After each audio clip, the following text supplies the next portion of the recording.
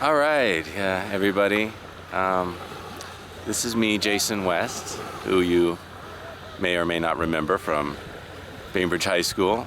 I am making a video today because I'm not able to attend our 30th high school reunion. Sorry about that, but I thought I'd just share a few thoughts from high school and with this video. So, first of all, I'm sure that it's going to be a lot of fun with the fact that marijuana is now legal in the state of Washington, as is gay marriage. So, it's going to be quite a party, no doubt. And everybody smoke a big fat one for me, and all the guys can kiss on the mouth. I think that would be a great way to have a party. A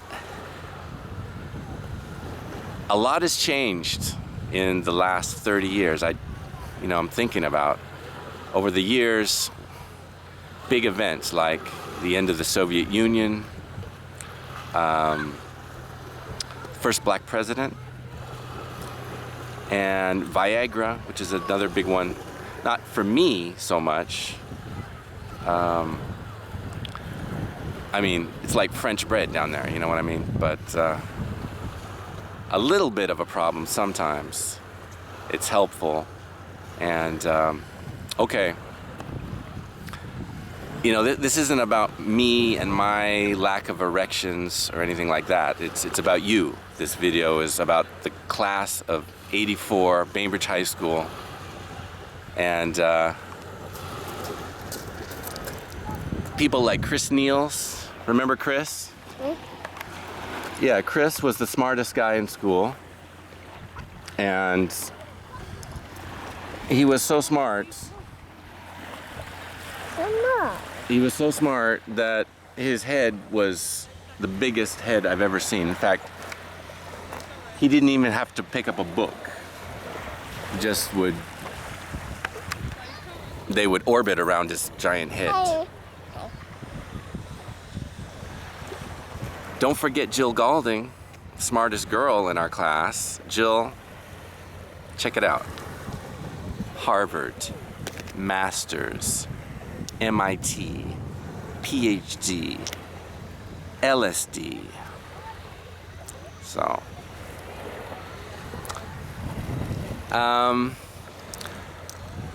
everybody remember Todd Whitehead? Todd? Buddy? You were the biggest guy in our class. You were like a full-grown man as a freshman in high school. And just to give you some comparison, I was 5'2", 99 pounds as a freshman in high school, and very confused. I remember I used to follow Todd around. I thought he was my father for the first year of high school. I would ask him for lunch money. Don't forget the most attractive couple in our class, William Troy and Kelly Wilde, no doubt about it. They were like the Brad Pitt and Angelina Jolie of our class, right? William, he had the leather jacket, the Levi's 501s with the Nivea moisturizer in the back pocket, and a lot of thick, lustrous hair back then. And had Kelly, she was like, well, the name says it all, right? Kelly Wilde. Kelly Wilde, exactly. Kelly Wilde. Swing-a-ding-ding.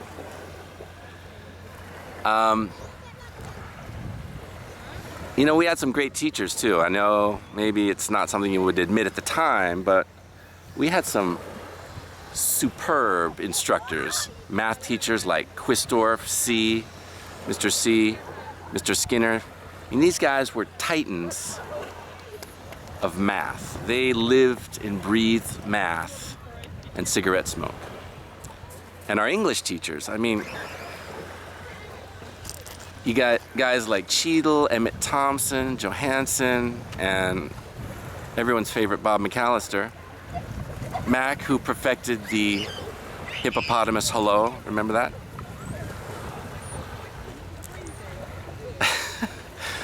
These were my people. I mean, I became an English teacher thanks to largely these great high school teachers. But, the thing that I think was probably the most important about Bainbridge High School was that there was a place for everyone, I mean, you could feel comfortable there. If you were a math guy or English or art, an artist or a musician or chemists, whatever it was, which was really important because high school is not a musical. High school is a horror show if you're not comfortable. And I think at Bainbridge, you could be yourself. You could do what you wanted to do, and if that means